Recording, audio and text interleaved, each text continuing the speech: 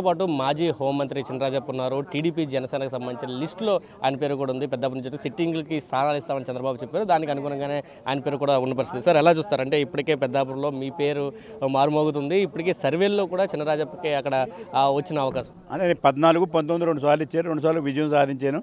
14, 19లో నేను మంత్రిగా ఉన్నాను. చంద్రబాబు నాయుడు గారు నిధులు ఇవ్వడం, 1000 కోట్లు ఖర్చు పెట్టడం, అక్కడ అభివృద్ధి చేశాను. ఈ 5 సంవత్సరాల్లో కూడా జగన్మోహన్ రెడ్డి గారి పరిపాలన ఒక్క పైస కూడా మాకు ఇవ్వలేదు, జనానికి ఇవ్వలేదు. అలాగే వైసీపీ ఎమ్మెల్యేలు కూడా, అందుకే వైసీపీ ఎమ్మెల్యేలు అందరికీ సీట్లు మార్చుకునే పరిస్థితి వచ్చింది.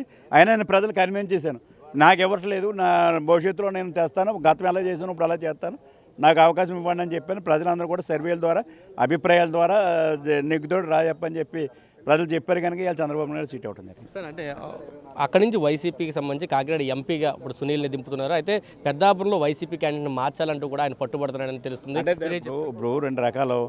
నేను మొదటి నుంచి కూడా అక్కడ బాగా స్ట్రాంగ్గా ఉన్నాను. ఎవరిని పెట్టినా నా మీద నగలేని పరిస్థితి. ఇతరున్నా ఇంకోటి ఉన్నా ఒకటి, అంత స్ట్రాంగ్ రాడు.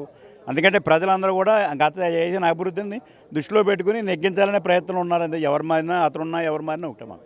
అంటే బీజేపీ కూడా మీతో కలిసి వస్తుందన్నారు, కానీ ఈ రోజు లిస్టులో ఎక్కడ ప్రకటించలేదు. అదే ఇప్పుడు అందుకే చెప్పారు, వాళ్ళు క్లియర్గా చెప్పడం జరిగింది. జనసేన పొత్తు ఎప్పుడో పొత్తు కలిసింది. ఇప్పుడేమో కళాలు 3 పార్టీలు కళాలను డిసైడ్ చేశారు. వాళ్ళు ఇంకా ముందుకు రాలేదు.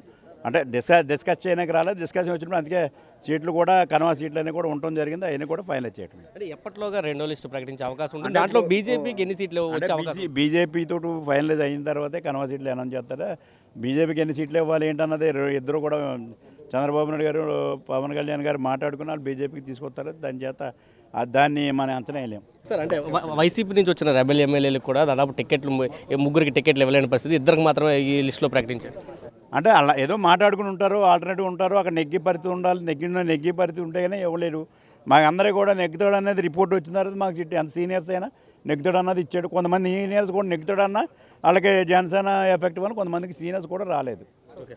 ఇది చెప్తున్నారు. పూర్తిగా ఎవరైతే ఉన్నారో వాళ్ళందరికీ కూడా సర్వేల ఆధారంగానే టికెట్లు అయితే కేటాయించారు. మొదటిసారి టికెట్లు కేటాయించడంతో భారీ విజయం వస్తుంది. పెద్దాపురం నియోజకవర్గంలో 2014, 2019లో కూడా 2 సార్లు గెలిచారు. 3వ సారి అవకాశం ఇవ్వడంతో మరొకసారి విజయం ఇంకా ముగిస్తాను. ఈ వైసీపీ నుంచి ఎవరున్నా కానీ ఖచ్చితంగా పెద్దాపురంలో విజయం నాదే అంటూ చినరాజప్ప చెప్తున్నారు. కెమెరా పర్సన్ నానితో కలిసి సురేంద్ర టీవీ విజయవాడ నుంచి. మరిన్ని వీడియోస్ కోసం ఛానల్ ని సబ్స్క్రైబ్ చేయండి. లేటెస్ట్ అప్డేట్స్ కోసం వాట్సాప్ ఛానల్ ని ఫాలో చేయండి. అండ్ లింక్ డిస్క్రిప్షన్ లో ఉంది.